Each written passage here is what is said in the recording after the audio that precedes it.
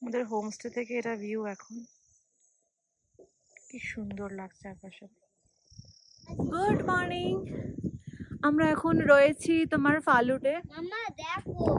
This is where we stayed last night. আর কালকে এখানে আমি রাত্রেবেলা এসেছিলাম খুব দুর্যোগের মধ্যে, যার জন্য আমি চারিপাশে তোমাদেরকে দেখাতে পারিনি। তুমি দেখা একবার এই জায়গাটা, আর তারপরে বাকি কথাগুলো বলছি। তো দেখো ওখান থেকে এই জায়গাটা থেকে আমরা কালকে এসছি, এখান দিয়ে এসে এই ব্রিজ পেরিয়ে এখানে এসছি। অ্যান্ড এখানে দেখো পরপর সব ঘোড়া দাঁড়িয়ে আছে, আমরা ওই ভেতরে ছিলাম, ওটা আমি তোমাদেরকে দেখাচ্ছি। আগে একটু ভিউটা একবার দেখো, কি সুন্দর লাগছে। ওকে, এবার চলো আমরা যাই আমাদের ঘরের দিকে। চলো, যারা আমাদেরকে রাস্তা দেখিয়ে নিয়ে যাচ্ছে এখন, আমাদের গাইড আমার মাম্মা। এগুলো সব হোমস্টে। মা চল এই সাইড দিয়ে চল, রাইট দিয়ে চল। এই মাই ঘোড়াটা কেটে গেছে, বুকের কাছে রক্ত বের হচ্ছে। এটা ওদের কিচেন, ওদের কিচেন ভিতরে আছে। অ্যান্ড আমরা কালকে এসেছিলাম এই রাস্তাটা দিয়ে।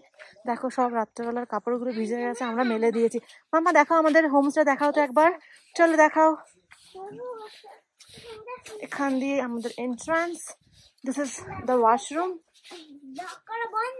একটু দেখিয়ে নি তারপরে তুমি আমাদেরকে রাস্তা দেখাও। স্ট্রেট চলো, মাটি দিয়ে বানানো অ্যাকচুয়ালি। এটা আমাদের রুম, তিনটে জায়গায় বেড আছে। অ্যান্ড ওইটা আমার আর জারার বেড। আর ওখান দিয়ে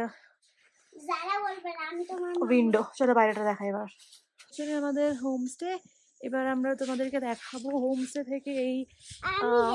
হ্যাঁ, যারা দেখাবে তোমাদেরকে। আচ্ছা আচ্ছা, এখান থেকে এই জায়গাটা দাঁড়াও, দেখছো কি সুন্দর। এখানে এইটা ছিল আমাদের রুম, জানলাটা। অ্যান্ড হিয়ার ইজ বসার জায়গা, ওখানে আছে। আর পেছনে পুরো পাহাড়গুলো। সকালবেলা এখান থেকে আমরা দেখতে পাচ্ছিলাম অন্নপূর্ণা বেস ক্যাম্প। যারা 1 মিনিটের জন্য চুপ থাক। বাট এখন অন্নপূর্ণা বেস ক্যাম্প না, ওই রেঞ্জ দেখতে পাচ্ছিলাম। বাট এখন কিছুই পাচ্ছি না ফালুট থেকে। সো দেখো কি দারুণ লাগছে।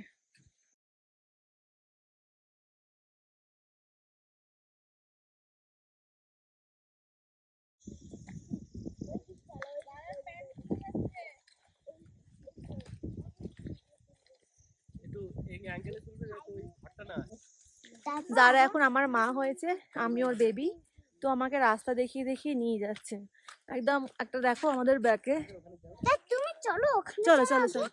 আচ্ছা ঠিক আছে, মা আমাকে বকছে, দেখো মা, চলো সাবধানে চলো বাবু, ওখানে চলো, এখানে জোক থাকবে। ও বাবা, চলো তাহলে। মা আমাকে ভয় দেখিয়ে দিয়েছে, আর যেতে পারবো না ওইদিকে। আমার পেছনে দেখো কেমন ক্লাউড আসছে। গাইজ, আমরা কালকে তোমার গোর্খে থেকে এসছি এখানে, এটা ফালুট। 16-17 কিলোমিটার ট্রেক করে আমরা এসছি। আপহিল রাস্তা ছিল। অ্যান্ড কালকে রাস্তা অ্যান্ড কালকে ওয়েদারটা খুব খারাপ হয়ে গেছিলো। এত বৃষ্টি, এত ঝড়ের মধ্যে আমরা রাত্রেবেলা এখানে আই থিঙ্ক আমরা পৌঁছেছি রাত 9:45 নাগাদ এই হোমস্টেতে। মানে শুরু করেছিলাম তোমার সকালবেলা, সেটা আমাদের রাত্রেবেলা এসে পৌঁছেছি। বাচ্চা নিয়ে যারা পুরো একদম ভিজে গেছিলো, কাঁপছিল রীতিমতো। ইনফ্যাক্ট আমরা সবাই ভিজেছি। ও পুরো কাঁপছিল, পুরো সব কিছু চেঞ্জ করা হলো। এখানে এসে আগুনে বসলাম। অ্যান্ড আজকে আমরা খবর পেলাম আজকে আমাদের যাওয়ার কথা ছিল তোমার থাকুম ভ্যালি। এখান থেকে তোমার ওটা কত 14 কিলোমিটার মতন, বাট আমরা যেতে পারিনি। আমরা এখন we are stuck in Phalut because Thakum valley থেকে আমাদের পরের দিন সান্দাফুজা ছিল। কিন্তু গতকাল রাত্রেবেলা যখন আমরা আসছিলাম ওই টাইমে ক্লাউড বার্স্ট ট্রেন হয়েছে, যার জন্যে সান্দাকফুর পরে যে শ্রীখোলা আছে সেখানকার ব্রিজ ভেঙে গেছে। সেটাই বলছে, এখানে খবর দিল। তার জন্য আমাদের আজকে আর যাওয়া হলো না, বিকজ বাচ্চা নিয়ে আমরা বেকার গিয়ে লাভ নেই। বিকজ আমাদের সেম আবার এই পথেই ফিরে আসতে হবে, যেহেতু ওখানে সব বন্ধ হয়ে গেছে। তো আজকের দিনটা আমরা থাকছি এখানেই। একটু পেছনে এরকম সেকেন্ডে ওয়েদার চেঞ্জ হয়। একটু আগেই 5 মিনিট আগেই এখানে রোদ ছিল, এখন আমি পুরো ক্লাউডের মধ্যে রয়েছি, আমার চারপাশে ক্লাউড। সো খুব ভালো লাগছে। কিন্তু ওয়েদার জানো তো পাহাড়ের ওয়েদার আনপ্রেডিক্টেবল, কখন কি হবে কেউ জানে না। আজকে থেকে আমরা কালকে আবার ব্যাক করব, কালকে আমরা যাব আবার বোরখে ভিলেজ, সেখানে থাকবো কালকের দিনটা। মানে আমাদের সান্দাকফু যে ট্রেকের জন্য আমরা এসেছিলাম সেইটা আমাদের আর করা হবে না, বাট হ্যাঁ ফালুট অব্দি এসেছি।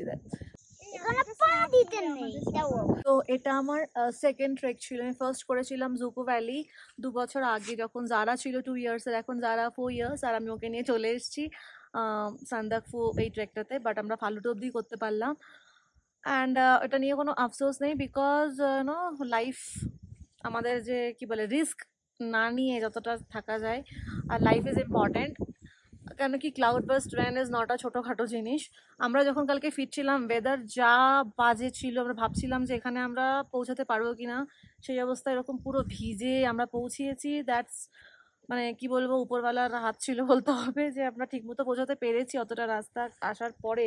কেন কি আমি কালকে তোমরা যদি দেখতে পেতে মানে ওরকম লাইভ, তাহলে আমি বোঝাতে পারতাম যে কি বাজে অবস্থা ছিল রাস্তা যেটা আমরা পেরিয়ে এসেছি। বাট এখন আমরা ঠিক আছি, ভালো আছি। আমাদের জামা কাপড়গুলো সব এখানে মেলে দেওয়া হয়েছে, শুকানো হচ্ছে। জানি না কতটা শুকাবে, বিকজ এখন দেখো পুরো কিরকম মেঘ যাচ্ছে, সব ভিজে যাচ্ছে, যা যা শুকাতে যা ছিল আবার ভিজে যাচ্ছে। যারা ইজ খুব এক্সাইটেড ও কালকে।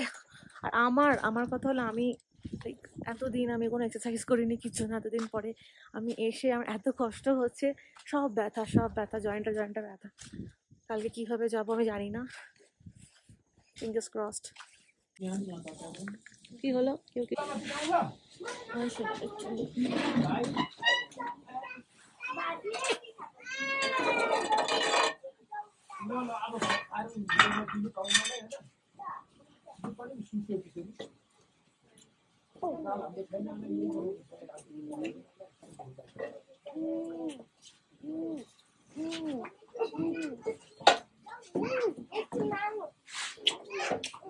বাচ্চা।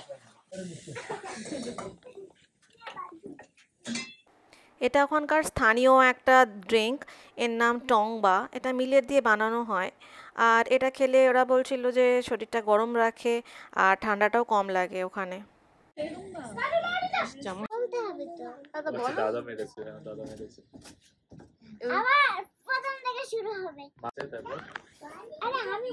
আরে আমি বলে দিলাম তো, ঠিক তারপর বল।